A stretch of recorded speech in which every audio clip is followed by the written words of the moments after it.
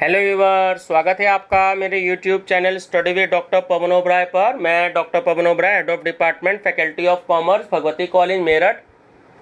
Viewers, इस video में मैं आज आपसे डिस्कस करूंगा सीसीएस यूनिवर्सिटी के जो मेरठ में एमकॉम सेकेंड ईयर में और फोर्थ सेमेस्टर में जो आपका एग्ज़ाम है, आपका सब्जेक्ट है ऑपरेशन रिसर्च। तो उसमें मैं आज आपसे लास्ट पार्ट डिस्कस करूंगा, यानी कि पार्ट नंबर 4। ठीक है, तो आज मैंने सुबह मॉर्निंग में इसका पार्ट नंबर 3 अपलोड कर दिया था। और दूसरा, दो तरीके से मैं ये वीडियो अपलोड करता हूँ।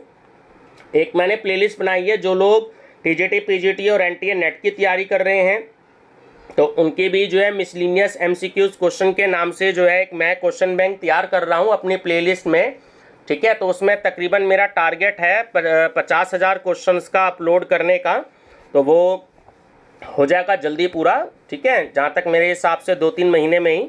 तो मैं उसमें भी अपलोड कर रहा हूँ ताकि हिंदी मीडियम और इंग्लिश मीडियम में मिसलिनियस क्वेश्चन है, ताकि आप सारे ही सब्जेक्ट्स की स्टडी जो है वो मेरी प्लेलिस्ट के माध्यम से कर लें। ठीक है, मार्केट में क्योंकि बुक होती है तो 400, 500, 600 पेज की होती है, तो उसमें लिमिटेड क्वेश्चन होते हैं, 150 क्वेश्चन, 200 क्वेश्चन, 250 क्वेश्चन।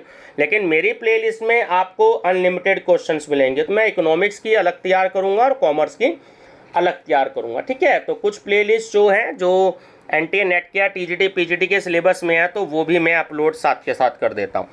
दूसरा ये है कि अगर आप बार बार बच्चों को मैं कहता हूँ कि अगर आप 400 से 500 क्वेश्चंस का एक क्वेश्चन बैंक खरीदना चाहते हैं तो नीचे लिंक में डिस्क्रिप्शन बॉक्स में मेरा व्हाट्सएप नंबर दिया होता है, आप उसमें बात कर सकते हैं। ठीक है, तो आपको 400 से 500 एमसीक्यूज का क्वेश्चन बैंक दे दिया जाएगा आपके व्हाट्सएप नंबर पर। आपको बैंक अकाउंट नंबर दिया जाएगा, उसमें आप केवल 100 रुपये जमा करवा सकते हैं और उस 100 रुपये में आपको 400 से 500 क्वेश्चंस का एक एमसीक्यूज दे दिया जाएगा, क्वेश्चन बैंक पूरा जो मैं स्टडी करवा रहा हूँ। अगर आप और एक्स्ट्रा भी चाहते हैं जिसकी स्टडी मैंने नहीं करवाई है, तो वो भी आपको प्रोवाइड कराया जाएगा। ठीक है, और सीसीएस यूनिवर्सिटी का आर्ट्स एंड कॉमर्स साइड का अगर आप कोई क्वेश्चन पेपर लेना चाहते हैं किसी ईयर का, तो वो केवल 10 रुपये का चार्जेज लिया जाएगा और 1 ईयर का आपको क्वेश्चन पेपर दे दिया जाएगा। ठीक है, चलिए तो डिस्कस करते हैं ऑपरेशन रिसर्च का पार्ट नंबर 4। निम्नलिखित या निम्न में से कौन सी सर्वाधिक लाभ वाली संस्था है? ठीक है, तो इसमें संख्या है, तो वो है 20। उत्पादन विशेष को कई स्थानों पर भेजने की लागत को न्यूनतम करने संबंधी समस्याओं का अध्ययन करने के लिए निम्न में से कौन सी विधि का प्रयोग किया जाएगा? वितरण रीति का। सीपीएम में अधिक ध्यान दिया जाता है, तो सीपीएम जो होता है उसमें जो अधिक ध्यान दिया जाता है वो घटनाओं पर दिया जाता है। ठीक है, ये क्वेश्चन इंपॉर्टेंट है। क्रांतिक क्रियाओं के लिए फ्लोट्स शून्य नहीं होता है, तो यह बिल्कुल असत्य कथन है। किसी भी क्रिया में ढील की कुल अवधि वह अवधि है जिससे संबंधित क्रिया के प्रारंभिक समय को यदि विलंबित कर दिया जाए तो इससे परियोजना समापन की अवधि पर, ऑप्शन बी, कोई भी प्रभाव नहीं होता। ठीक है, यदि किसी क्रिया की स्वतंत्र ढील की अवधि का मूल्य ऋणात्मक आता है तो उसे शून्य मान लिया जाता है। यह कथन है बिल्कुल सत्य। क्रियाओं में ढील अवधि के लिए फ्लोट्स का प्रयोग किया जाता है। यह कथन है बिल्कुल सत्य। सेवा या सुविधा प्राप्त करने के लिए प्रत्येक इकाई जो सेवा केंद्र पर सेवा प्राप्त करने के उद्देश्य से आती है तो उसे ग्राहक कहते हैं। यह कथन भी बिल्कुल सत्य है। एलएसटी का पूरा नाम क्या है? ये भी एनटीए नेट में आया हुआ क्वेश्चन है और आपका पीजीटी टीजीटी में भी। एलएसटी का पूरा नाम होता है लेटेस्ट स्टार्ट टाइम। जिन घटनाओं का शिथिल समय शून्य होता है वह घटनाएं कहलाती हैं क्रांतिक घटनाएं। ईएसटी की गणना हेतु परियोजना की प्रारंभिक घटना का ईएसटी शून्य माना जाता है, तो यह कथन बिल्कुल सत्य है। ईएफटी का पूरा नाम अर्लीस्ट फिनिश टाइम है, ध्यान रखना है आपको, है ना, इसमें तो सत्य दिया है। लेकिन वैसे ईएफटी का पूरा नाम होता है अर्लीस्ट फिनिश टाइम। ठीक है, ध्यान रखेंगे। किसी क्रिया के लिए ईएसटी एवं उस क्रिया की अवधि या समानुपात के योग को कहते हैं, तो उसे हम ईएफटी कहते हैं। किसी भी घटना के लिए उसके विलंबित, समाप्ति तथा शीघ्रातिशीघ्र घटित होने वाले समय का अंतर उस डैश कहलाता है। तो घटना में ढील की अवधि कहलाता है। ठीक है, अरलेग की विधि में सेवा केंद्र के प्रत्येक स्तर को क्या कहते हैं? ऑप्शन बी के। खेल सिद्धांत का प्रतिपादन सर्वप्रथम किसने किया? बहुत ही इंपॉर्टेंट क्वेश्चन है ना, आया हुआ क्वेश्चन है। खेल सिद्धांत का प्रतिपादन किया एक तो प्रोफेसर जॉन वॉन न्यूमन ने और ऑस्कर और गेंस्टर ने, है ना। तो सही आंसर है ए और बी दोनों। निम्न में से कौन सा ऑपरेटिंग सिस्टम का एक मूलभूत कार्य नहीं है? तो ऑप्शन बी कि वर्ड प्रोसेसिंग सिस्टम प्रदान करना। पीयर लैन पर उपयुक्त नेटवर्क आर्किटेक्चर डैश के लिए है, तो वो है होम नेटवर्क। दोषपूर्ण इकाइयों की संख्या का नियंत्रण चार्ट कहलाता है, एनपी चार्ट। दोषों की संख्या का नियंत्रण चार्ट कहलाता है, सी चार्ट।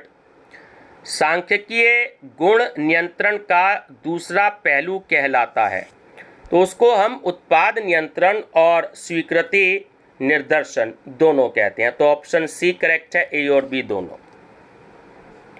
सांख्यिकीय गुण नियंत्रण को उपकरणों के उस समूह के रूप में देखा जाना चाहिए जो निर्दिष्टीकरण, उत्पादन अथवा निरीक्षण प्रकारों से संबंधित निर्णयों को प्रभावित करता है। तो ये परिभाषा किसने दी है?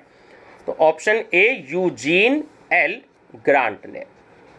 रेखीय कार्यक्रम तकनीक की सबसे महत्वपूर्ण विधि है परिवहन विधि। असाम्यता को साम्यता में परिवर्तित करने हेतु निम्नलिखित में से किसे प्रयोग किया जाता है? शिथिल चर को। शिथिल चर डैश को दर्शाता है, अप्रयुक्त क्षमता को।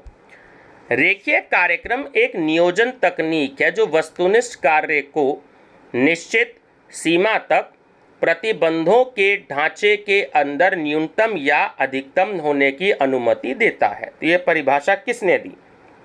ऑप्शन ए विलियम फॉक्स ने। असमानताओं को समीकरणों में बदलने के लिए रैखिक प्रोग्रामिंग समस्या को हल करने के चित्रमय समाधान में हम, ऑप्शन डी, बस उन्हें समीकरण मान लें। अधिकतमीकरण समस्या के ग्राफिकल समाधान में लाइन, जिसे हम मूल से बहुभुज के चरम बिंदु तक ले जाते हैं, ऑप्शन बी आईएसओ लागत लाइन। कुंजी पंक्ति इंगित करती है, तो वो निवर्तमान चर को करती है। कुंजी कॉलम इंगित करता है, तो वो निर्भय चर को करता है। ध्यान रखना, दोनों इंपॉर्टेंट क्वेश्चन है। कुंजी पंक्ति जो होती है वो निवर्तमान चर को करती है और कुंजी कॉलम जो होता है वो निर्भर चर को करता है। ठीक है, सही निर्णय लेने के लिए दंड के रूप में जाना जाता है अवसर। चित्रमय समाधान में रैखिक प्रोग्रामिंग समस्या का समाधान निहित है, तो वह दूसरा चतुर्थांश। जब प्रतिस्थापना अनुपात कॉलम के सभी तत्व समान होते हैं तो इस स्थिति को इस रूप में जाना जाता है, तो उसे हम कहते हैं गुलो बंद। जब सिंप्लेक्स टेबल की शुद्ध मूल्यांकन पंक्ति के तत्व समान होते हैं तो स्थिति को इस रूप में जाना जाता है टूटना। कुंजी पंक्ति और कुंजी स्तंभ के चौराहे पर संख्या के रूप में माना जाता है, तो उसे हम स्तंभ संख्या कहते हैं। द्वंद्व युद्ध का द्वंद्व है, तो वो होता है मौलिक। एलपी मोड की विशिष्ट विशेषता है, तो ऑप्शन ए सभी चर के बीच संबंध रैखिक है। निर्णय विश्लेषण के लिए मात्रात्मक दृष्टिकोण एक है, तो वो है एक वैज्ञानिक दृष्टिकोण। एक या मॉडल टन को संशोधित करने की प्रक्रिया इसके आउटपुट पर प्रभाव का निरीक्षण करता है। तो ऑप्शन ए सही है, संवेदनशीलता विश्लेषण। संचालन अनुसंधान चिकित्सक नहीं करते हैं। ऑप्शन सी, भविष्य के कार्य या कार्यों की भविष्यवाणी। दृष्टिकोण आमतौर पर डैश के उपयोग पर आधारित है, तो वो होते हैं गणित का मॉडल। निर्णय विश्लेषण के गुणात्मक दृष्टिकोण पर निर्भर करता है, तो अनुभव, सहज बोध और प्रलय है ना। तो ये सभी, इसका सही आंसर है ऑप्शन डी, संचालन अनुसंधान चिकित्सक। तो ऑप्शन डी करेक्ट है। ये सभी की समाधान कार्यान्वयन की जिम्मेदारी लें, आवश्यक डेटा एकत्र करें और एक से अधिक मॉडल बनाएं। तो ऑप्शन डी करेक्ट है ये सभी। संचालन अनुसंधान समस्या को हल करने में पहला कदम है, तो वो है समस्या का निरूपण। मॉडल जो समस्या का भौतिक या दृश्य प्रतिनिधित्व करता है, उसे हम कहते हैं प्रतिष्ठित मॉडल। डैश परिवहन समस्या का एक पूर्ण रूप से पतित रूप है, तो उसे हम कहते हैं असाइनमेंट की समस्या। ठीक है। रैखिक कार्यक्रम को अधिकतम या न्यूनतम करने के लिए डैश फंक्शन कहा जाता है।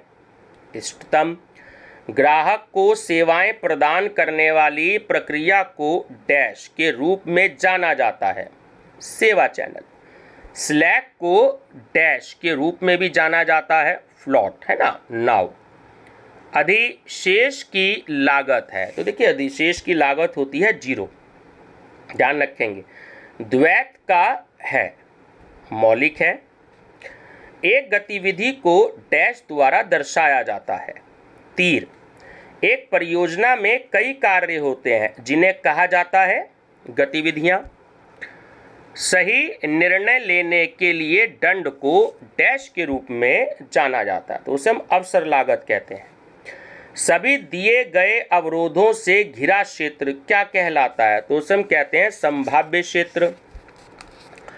नेटवर्क आरेख में एक घटना को प्रत्येक डैश द्वारा दर्शाया जाता है। वृत्त, प्रारंभिक घटना जिसमें बिना किसी आने वाले तीर के सभी आउटगोइंग तीर हैं को गिना जाता है। 0, एक कतार प्रणाली का डैश वह राज्य है जहां सिस्टम में ग्राहकों की संख्या की संभावना समय पर निर्भर करती है, तो डी सही है, स्थिर अवस्था। वह मॉडल जिसमें केवल आगमन गिना जाता है और कोई प्रस्थान नहीं होता, तो उसे क्या कहा जाता है, शुद्ध जन्म मॉडल।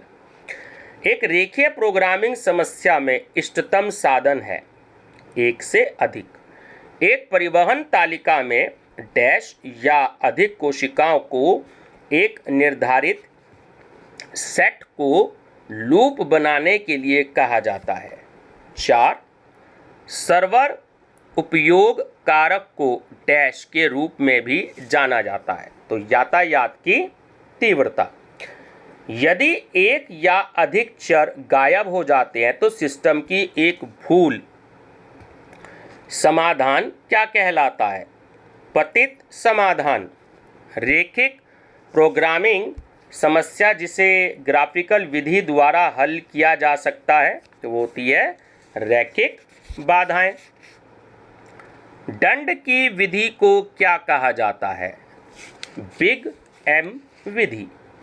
एक लीनियर प्रोग्रामिंग समस्या का एक संभावित समाधान जो उद्देश्य फंक्शन का अनुकूलन करता है, उसे कहा जाता है इष्टतम समाधान। डैश को छोड़कर EOQ को खोजने के लिए निम्नलिखित सभी का उपयोग किया जाता है, तो प्रतिवर्ष आदेशों की संख्या। किसी आदेश की नियुक्ति और उसके वितरण के बीच का समय क्या कहलाता है? समय सीमा। फ्री फ्लोट और टेल इवेंट स्लैक के बीच का अंतर है, तो वह स्वतंत्र नाव है ना। फ्लो विश्लेषण डैश के लिए उपयोगी है, तो वो होता है मुक्त तैराव। नौकरी बदलने वाली इकाइयां डैश विफल होने पर प्रतिस्थापन की समस्या महसूस होती है, अचानक और धीरे धीरे। डैश में आर्थिक आदेश आदेश यात्रा परिणाम, तो ऑप्शन ए सही है कि लागत और खरीद की लागत को बराबर करना। ठीक है, चलिए नेक्स्ट है, अनुपात किसी व्यावसायिक संस्था के वित्तीय विश्लेषण के लिए एक महत्वपूर्ण आधार होते हैं। बिल्कुल सत्य है ये बात। अनुक्रमिक प्रतिरूपण विधि का उपयोग किया जाता है लागत व्यय कम करने के दृष्टिकोण से। अनुक्रमिक प्रतिरूपण विधि का प्रयोग परिवहन तथा व्यावसायिक क्षेत्रों में समय लागत तथा सेवा लागत में सामंजस्य लाने हेतु किया जाता है, तो यह कथन बिल्कुल असत्य है। परिचालन शोध में समस्या के गणितीय मॉडलों का उपयोग किया जाता है जिससे निर्णय लेने में समय एवं श्रम की बचत नहीं होती है, तो यह कथन है बिल्कुल असत्य। उत्पादन नियोजन का मुख्य उद्देश्य विभिन्न भागों में समन्वय स्थापित करना होता है जिससे कि उत्पादन कार्यों में संतुलन स्थापित किया जा सके, तो यह कथन है बिल्कुल सत्य।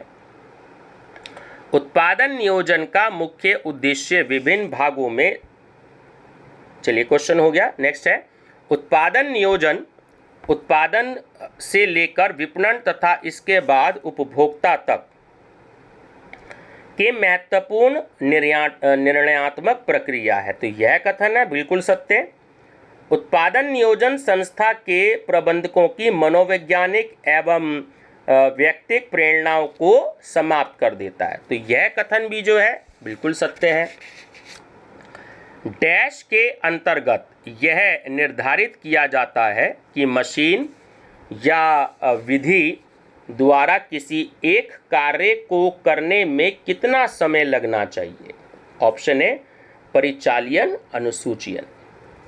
उत्पादन नियोजन का अंतिम चरण डैश है जिसके अंतर्गत उत्पादन कार्य की प्रगति पर सतर्क निगाह रखी जाती है, तो ऑप्शन डी सही है कि अनुसरण तथा प्रगति। उत्पादन नियंत्रण व्यवसाय के लक्ष्यों को प्राप्त करने के लिए नियमन एवं मार्गदर्शन का कार्य करता है, तो यह कथन बिल्कुल सत्य है। रेखीय प्रोग्रामिंग की सहायता से उद्योग में लागत व्यय डैश तथा उत्पादन डैश करने का प्रयास किया जाता है, तो लागत व्यय को जाहिर बात है कम किया जाएगा और उत्पादन को अधिकतम करने का प्रयास किया जाएगा। जिस वक्र के शीर्ष बिंदुओं पर समस्या का संभाव्य हल विद्यमान रहता है उसे क्या कहते हैं, तो उसे हम कहते हैं उत्पादन संभावना वक्र। रेखीय प्रोग्रामिंग में चरों के पारस्परिक संबंधों को डैश में समीकरणों अथवा असमता संबंधों के रूप में प्रदर्शित किया जाता है। ऑप्शन ए गणितीय रूप में। उत्पादन नियंत्रण लेखा पर्यवेक्षणों को लिपिकीय कार्य से नहीं बचाता है, तो बिल्कुल असत्य कथन है। उत्पादन नियंत्रण का मुख्य उद्देश्य डैश को उत्पादन विधि के अनुकूल बनाना होता है, तो दोनों ही विधियां संयुक्त सुविधाओं और उपकरणों है ना, तो सही आंसर है ए और बी दोनों। रेखीय शब्द का प्रयोग एक सीधी रेखा के रूप में किया जाता है, तो ये कथन बिल्कुल सत्य है। परिचालन शोध का सर्वप्रथम प्रयोग किसके लिए हुआ? टीजीटी पीजीटी में आया हुआ क्वेश्चन है। सैनिक समस्याओं के सिद्धांत के लिए, ठीक है। परिचालन शोध की तकनीक के अंतर्गत समस्या के समाधान हेतु विभिन्न क्षेत्र के ज्ञान का प्रयोग नहीं किया जाता है, यह कथन बिल्कुल असत्य है। रेखीय प्रोग्रामिंग एक प्रबंधकीय प्रविधि है जो प्रबंधकों को यह बताती है कि उनके द्वारा विभिन्न उत्पाद संयोगों में किसे चुना जाए। तो यह कथन है पूर्णतया सत्य। रेखीय प्रोग्रामिंग वह तकनीक है जिसके माध्यम से किसी उत्पादन तथा व्यावसायिक संस्था में उपलब्ध संसाधनों का अधिकतम उपयोग संभव किया जाता है। तो वो है गणितीय। इन्वेंट्री व्यवस्था का उपयोग वस्तुओं के भावी मांग की पूर्ति हेतु डैश के लिए किया जाता है। तो वो है उचित भंडार व्यवस्था करने। अनुक्रमिक प्रतिरूपण विधि है, तो वो दोनों ही हैं ऑप्शन कि उत्पादन कार्य में सुधार लाते हैं और उत्पादन व्ययों में कमी कर सकते हैं। तो ऑप्शन सी करेक्ट है, ए और बी दोनों। पर्ट विधि का प्रयोग अत्यधिक रूप से किया जाता है। तो देखिए परिवहन में भी किया जाता है, बैंकिंग सेवाओं में भी किया जाता है और विद्युत उत्पाद तथा वितरण में भी किया जाता है। तो सही आंसर है ऑप्शन डी, ये सभी। सोवियत रूस से किस गणित प्रसिद्ध गणितज्ञ द्वारा सिंप्लेक्स विधि पर पुनः विकास किया गया? ठीक है, बहुत इंपॉर्टेंट है। तो ये पहली बात, ये जो प्रोफेसर कांतोरोविक्स जो थे, आंसर है तो ये सोवियत रूस के थे और ये एक प्रसिद्ध गणितज्ञ थे। तो 3 क्वेश्चन बनते हैं, इसमें ध्यान रखेंगे। अनुपातों के द्वारा दो विभिन्न डैश के मध्य हुए व्यावसायिक परिवर्तनों को प्रकट किया जाता है। अवधियों, अनुपातों के माध्यम से पूर्व निर्धारित अंकों की तुलना, वास्तविक प्रतिस्थापन प्रतिरूपों का उपयोग किया जाता है। तो देखिए मशीनों को बदलने में भी और मशीनों को क्रय करने में भी। तो ऑप्शन सी करेक्ट है, ए और बी दोनों। व्यवसायिक निर्णयों में डैश की संभावनाओं पर विशेष ध्यान दिया जाता है। ह्रास, आवंटन प्रतिरूपण आधुनिक व्यवसायों में निर्णय करने की विधि है। तो वो है वैज्ञानिक।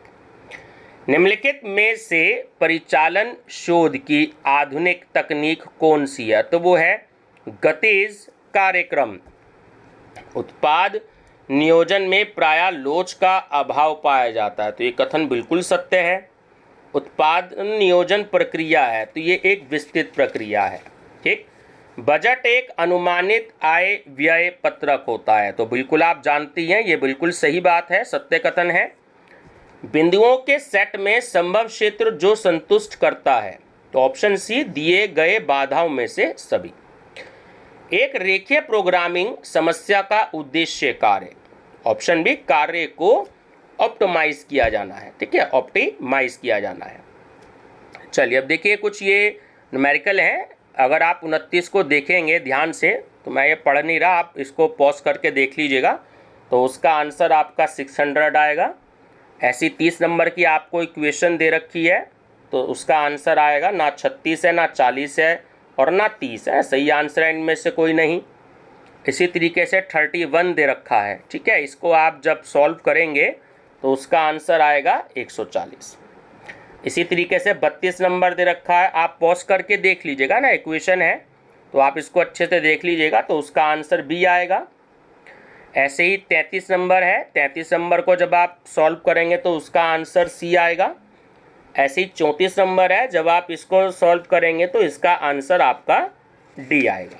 ठीक है, जिस अनुपात में लागतों को न्यूनतम तथा उत्पादन को अधिकतम संभव किया जाता है उसे हम क्या कहते हैं? उसे कहते हैं अनुकूलतम विकल्प। वर्तमान समय में अनेक व्यापारियों, उद्योगपतियों तथा व्यावसायिक फर्मों द्वारा रेखीय प्रोग्रामिंग विधि का व्यापक प्रयोग नहीं किया जाता है। तो यह कथन बिल्कुल असत्य है। चलिए, रेखीय प्रोग्रामिंग सर्वप्रथम कब विकसित हुई? बहुत इंपॉर्टेंट है, पीजीटी टीजीटी में आया हुआ। रेखीय प्रोग्रामिंग जो हुई वो सन 1947 में हुई, सबसे पहले विकसित। और रेखीय प्रोग्रामिंग तकनीक के जन्मदाता कौन है? तो वो है जॉर्ज बी डेटजिंग तथा मार्शल। ध्यान रखेंगे, जॉर्ज बी डेटजिंग तथा मार्शल। Professor LP. कांतोजोरोविक्स एक थे, तो वो एक रूसी गणितज्ञ थे। ठीक है, रेखीय प्रोग्रामिंग क्रियात्मक अनुसंधान तकनीक का भाग नहीं है। तो यह कथन बिल्कुल असत्य है। प्रोफेसर एल.वी. कांतोरोविक्स द्वारा रेखीय प्रोग्रामिंग का आविष्कार कब किया गया? ये भी इम्पोर्टेंट है, एग्जाम में आया हुआ। तो ये लीनियर प्रोग्रामिंग का जो आविष्कार हुआ ये 1956 में हुआ। ठीक है, ध्यान रखेंगे।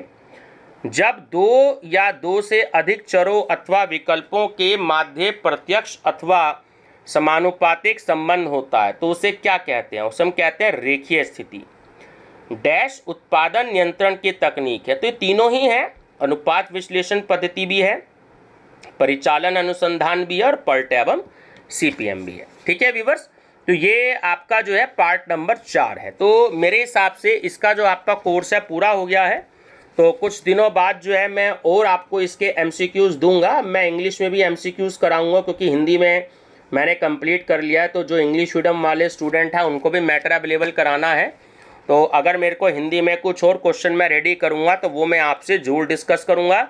मेरा चैनल पसंद आए तो study with doctor Pawan Oberoi को सब्सक्राइब कर लीजिएगा ना। प्लेलिस्ट आप विजिट करिएगा। आप लिंक शेयर करने के लिए कहते हैं बार बार सभी स्टूडेंट, और मैं बार बार एडवाइस देता हूं कि आप उस सब्जेक्ट की प्लेलिस्ट देखिए। उस प्लेलिस्ट में उस सब्जेक्ट की प्लेलिस्ट में आपको आपके मतलब की सारी वीडियोज़ अवेलेबल हो जाएंगी। ठीक है व्यूअर्स, थैंक यू।